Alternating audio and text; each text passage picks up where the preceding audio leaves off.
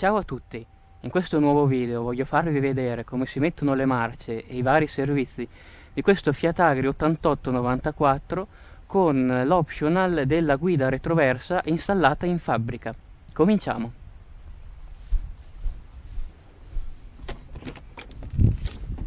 Inizio subito nel farvi vedere come si gira il sedile e il volante.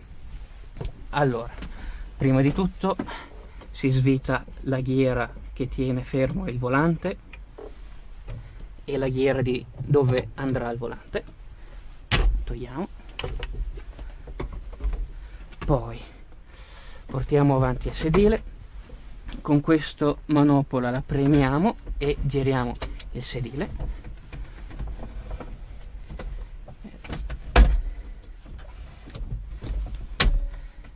Bene, inseriamo il volante,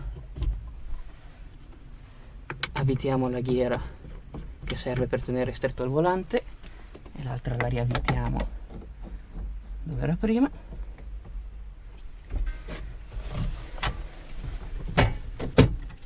Ed eccoci pronti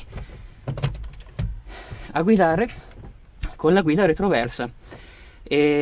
Qua sotto il volante troviamo 3 spie, quella della pressione dell'olio, delle luci e della pressione dei freni, mentre invece con questo pulsante si può accendere e spegnere il trattore.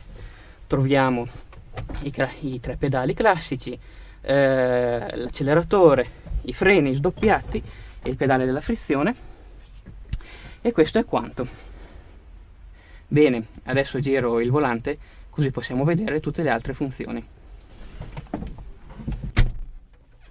Bene, adesso accendo il trattore.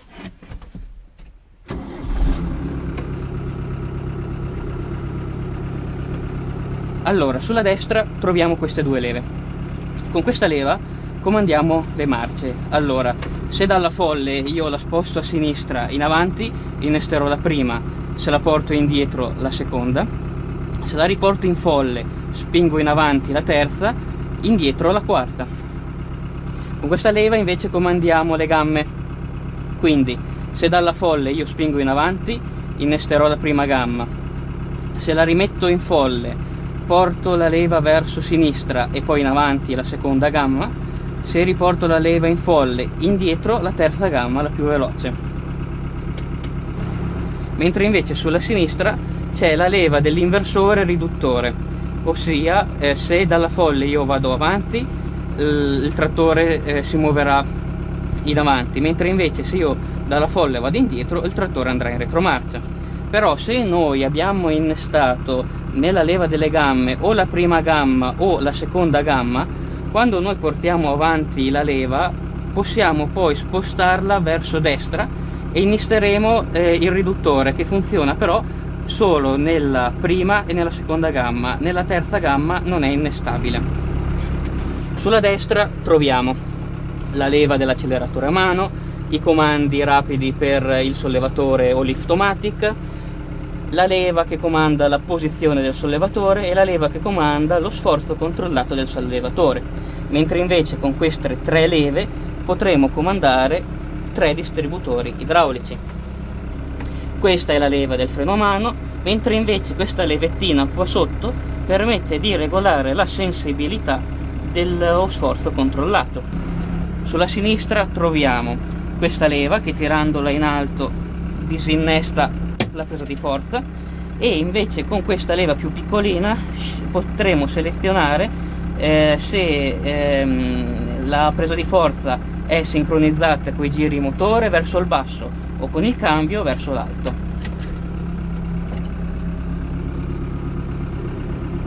Sotto il volante poi troviamo questo pulsante che ci permette di avere le 4 ruote motrici, le luci, mentre invece con questo pulsante avremo il bloccaggio dei differenziali. Con questa levetta avremo le frecce, le luci e il clacson, mentre invece con questo bottone avremo il lampeggiante. Mentre invece qua sotto abbiamo le 4 frecce, l'accendisigari, la chiave di accensione, e questo computerino ci indica la velocità di avanzamento e la velocità della presa di forza. Adesso andiamo un attimo fuori dal trattore per farvi vedere come si seleziona la velocità della presa di forza.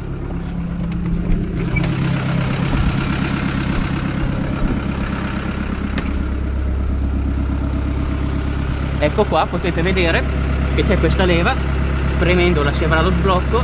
Adesso è in 5,40, di uno scatto sarà 7,50, un ulteriore scatto e sarà 1000 giri.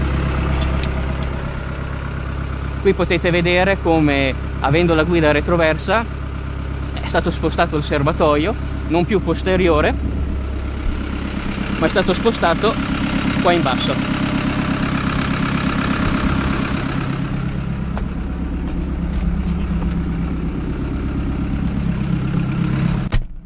Bene, adesso andiamo a fare un giro che vi mostro il funzionamento del cambio in movimento.